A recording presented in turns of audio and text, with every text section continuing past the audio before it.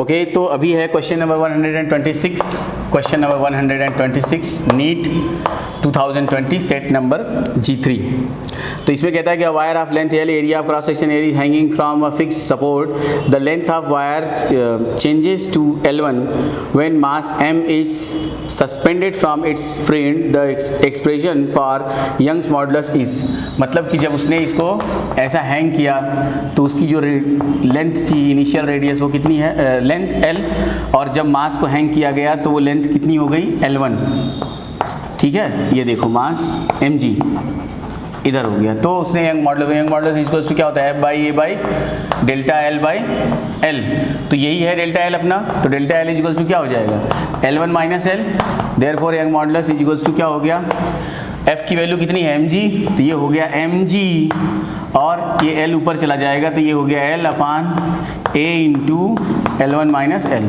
तो ये हो गया ऑप्शन कौन सा, option third is correct, third is correct. तीसरा ऑप्शन क्या हो गया, इसका करेक्ट हो गया। Question number 127, short electric dipole has a dipole moment of 16 into 10⁻9 coulomb per metre. The electric potential due to the dipole at a point at a distance of 0.6 metre from the centre of the dipole situated on the line making angle 60 degree with the. तो तुम लोगों को इसका direct formula याद होता है कि इसका जो ये आपसे इलेक्ट्रिक फील्ड पोटेंशियल पूछ रहा है, तो potential V equals to, question number 127, potential V equals to होता है 1/4 पाई एप्सिलॉन नॉट, ठीक है, P cos थीटा अपान क्या R स्क्वायर। तो देखो आप 9 इंटू 10 टू द पावर क्या हो गया 9, P की वैल्यू उसने कितना बताया 16 into 10 to the power -9, cos theta की वैल्यू कितनी 60 की वैल्यू क्या हो जाएगी 1/2 अपान R स्क्वायर की वैल्यू कितनी बता रखी है 0.6 का होल स्क्वायर मतलब 0.36 ऐसा हो गया। ये देखो +9 -9 ये चला गया और ये कितना आ गया, ये इसने इसको कैंसिल किया 8 आ गया, 72 डिवाइड बाई 0.36 और ये अभी कैंसिल होगा और ये आ जाएगा ये 10 टू द पावर +2, ये 2 जा तो 2 इंटू 10 पावर +2 कितना आ गया 200 वोल्ट। ठीक, नेक्स्ट क्वेश्चन है 128, कह रहा है इन अ guitar 2 string A and B made of same material which slightly out of tune and produces a beats of frequency 6 Hz. Okay, when tension in B slightly decreased, अगर B का tension decrease किया गया, the beat frequency increase by 27। इसका मतलब A beat frequency increase to 7 Hz। If the frequency of A, मतलब A वाला क्या होगा, A वाला ज़्यादा होगा तभी B का जब टेंशन कम हुआ तो वो क्या होगा, बीट बढ़ गया। जितना ज़्यादा टेंशन होगा उतना ज़्यादा क्या होगा, उसकी फ्रीक्वेंसी बढ़ती जाएगी। तो यहाँ से कह रहा है कि if the frequency of A is 530 Hz, the original frequency of B will be, very simple, कितना हो जाएगा 530 माइनस कितना 6 इक्वल्स टू 524। और या तो आप क्या कर सकते हो, प्लस कर सकते थे, लेकिन जब उसका टेंशन बढ़ता तब ये हो सकता है, लेकिन उधर उसका टेंशन घट रहा है, डिक्रीज हो रहा है, तो इसका मतलब A का ज़्यादा और B वाले का कम, तो ये कितना होगा 524। वेरी सिंपल क्वेश्चन, ये तो NCERT में बिल्कुल सॉल्व एग्जाम्पल है। क्या हो जाएगा, क्वेश्चन नंबर 128 का आंसर हो गया 500 कितना आ गया, ये 524 Hz। जैसे ही उसका टेंशन घटा तो उसकी फ्रीक्वेंसी भी क्या हो जाएगी, घट जाएगी। तो ये जो न्यू माइनस न्यू बी है ये कितना हो गया, वो बढ़ गई। इसका मतलब कि A की जो फ्रीक्वेंसी है नेचुरल फ्रीक्वेंसी वो B से ज़्यादा है। तो अगर वो A की 530 है तो जो बीट 6 था उसमें माइनस कर दो, वो उसकी इनिशियल फ्रीक्वेंसी है, तो ये आ गई जो है 524। Answer is 1। यहाँ ऑप्शन 1 इज करेक्ट, 1 इज। तो आप देखते जाएं और आंसर भी मिलाते जाएं जो है। ये हो गया। इसके बाद है नेक्स्ट है 129, क्वेश्चन नंबर है 129। अब अगर इसकी बात की जाए, कह रहा है an electron is accelerated from a rest through a potential difference of v volt. If the de Broglie wavelength of the electron is 1.2 227 into 10 power minus 2 nanometre the potential difference is, आपको पता है बिल्कुल NCERT में आपको दिया गया है 12.27 अपान root over we, है ना। तो यहाँ से रूट ओवर वी, तो root we is equals to 12.27 upon lambda, lambda किस में दे रखा है, नैनोमीटर में। इसको हम लोग क्या करते हैं, मीटर में चेंज करते हैं, तो सॉरी एंगस्ट्रॉम में, तो ये हो जाएगा 1.27 को नैनो को किस में, तो ये हो जाएगा 1.227 into 10 to the power -1। Okay अब इसको 12 बनाने के लिए 10 से मल्टीप्लाई 10 से डिवाइड, तो ये हो जाएगा 12.27 इंटू 10 रेज़ टू -2, ये रूट वी। अभी ये ऊपर गया, ये इसको कैंसिल करेगा, ये हो जाएगा root we is equals to 10 to the power 2, squaring किया V is equals to 10 to the power 4 volts. समझ गए ना, ये तुम्हारा आंसर हो गया। तो यहाँ आप देखेंगे 10 to the power 4 volts, option 3 is correct, 3 is correct. ठीक है, नेक्स्ट क्वेश्चन है, कह रहा है कि the solid which have the negative temperature coefficient of resistance are insulator only, semiconductor only, insulator and semiconductor material. तो ये होता है क्या, नेगेटिव ये टेम्परेचर कोफिशिएंट सिर्फ सेमीकंडक्टर का होता है। तो ये हो जाएगा क्वेश्चन नंबर 130 का ऑप्शन सेकंड वो होगा क्या, सेमीकंडक्टर्स ओनली, सेमीकंडक्टर। 130 का ऑप्शन कौन सा, 2 सेट G3, और ये होगा सेमी कंडक्टर्स ओनली। 131 में कह रहा है an electron requires to break 1 bond in DNA is 10 to the power -20 joule the value. अच्छा, तो आप देखेंगे 10 to the power -20 divide by 1.6, ये एनसीईआरटी में सॉल्व एग्जाम्पल है।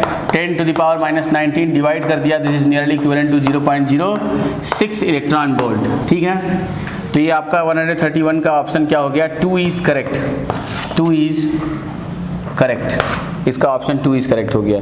एंड क्वेश्चन नंबर 132, अगर हम लोग 32 की बात करें तो कह रहा है कि the quantities of heat required to raise the temperature of 2 solids copper sphere of radii R1 and R2, R1 is 1.5 times of R2 through 1 kelvin are in the ratio. Okay, तो ये तो बहुत ही आसान क्वेश्चन है, इसीलिए जो है ये पेपर का नाम ही है एनसीईआरटी बेस्ड। एनसीईआरटी के बाहर से कुछ भी नहीं आया, एक वर्ड, एक शब्द भी नहीं है।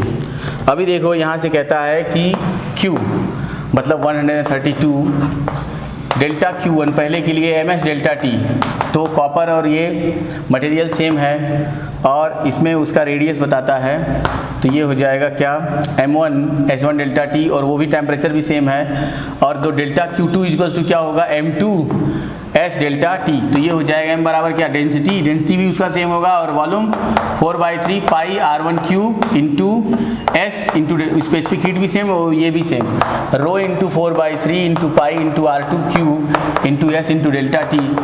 तो therefore delta Q1 upon delta Q2 equals to क्या हो गया, R1 अपान R2 पावर कितना, 3। ओके, तो यहाँ से उसने आपको क्लू दिया है R1 equals 1.5 times of R2 upon R2 power कितना, 3, ये कट गया 3, 1.5 मतलब 3/2 ऑफ Q, तो ये हो जाएगा 27/8। तो आगे आपका answer 27/8, option 4 is correct, option 4 is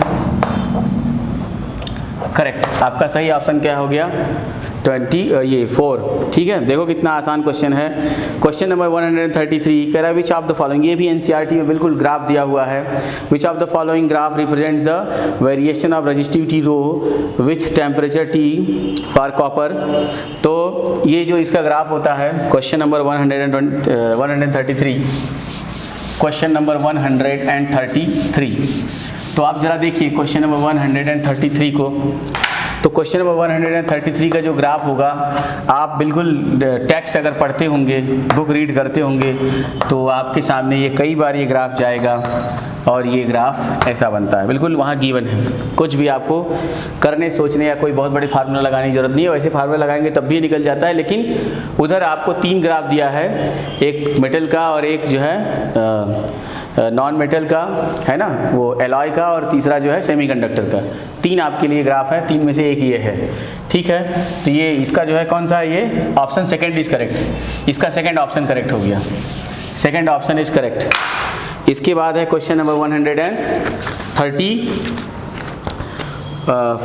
134 की अगर मैं बात करूं तो 34 में कहता है कि for a transistor action which of the following state mean is correct. Okay, तो यहाँ पर जब आप इसको पढ़ेंगे तो आप इसको आप रीड करो। कहता है कि द बेस रीजन, थर्ड वाला, the base reason must be very thin and lightly doped.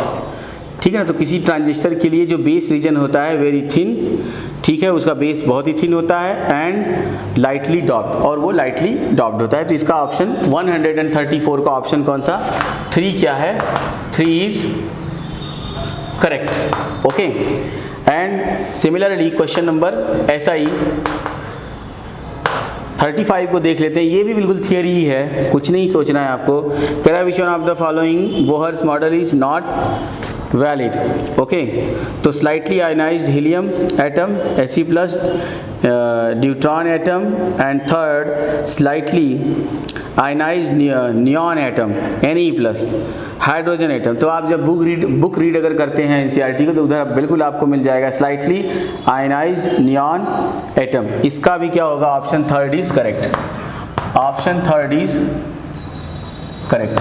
तो इसी के साथ आपका जो है पूरा नीट का पेपर क्या हो गया, कंप्लीट हो गया। आपने देखा कि एक भी क्वेश्चन ऐसा नहीं था कि जो एनसीईआरटी के बाहर था।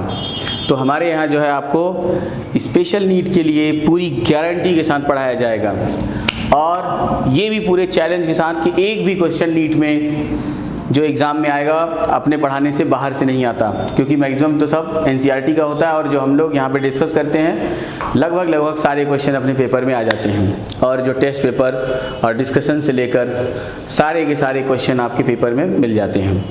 तो आपके लिए जो है अगर आपके अच्छे नंबर आ रहे हैं तो अच्छी बात है, और अगर आपके नंबर कम आ रहे हैं, आपने काउंट किया, आंसर की मिलाया, तो आपके लिए अच्छा यही होगा कि अगर आप रिपीट करना चाहते हैं तो बिना टाइम को वेस्ट किए आपको तुरंत एडमिशन ले लेना चाहिए, जो है जहाँ भी आपको लेना है। और हमारे यहाँ भी जो है रिपीटर बैच और ये जो 11-12 के एडमिशन स्टार्ट हैं। अगर आप इंटरेस्टेड हो तो हमारे दिए गए नंबर पे आप संपर्क कर सकते हैं, और जो है कोचिंग का नाम मैक्सवेल एकेडमी बिल्कुल लिखा हुआ है, और ये जलगांव में है। ठीक है, तो ओके बच्चों, ओके, थैंक यू, बाय।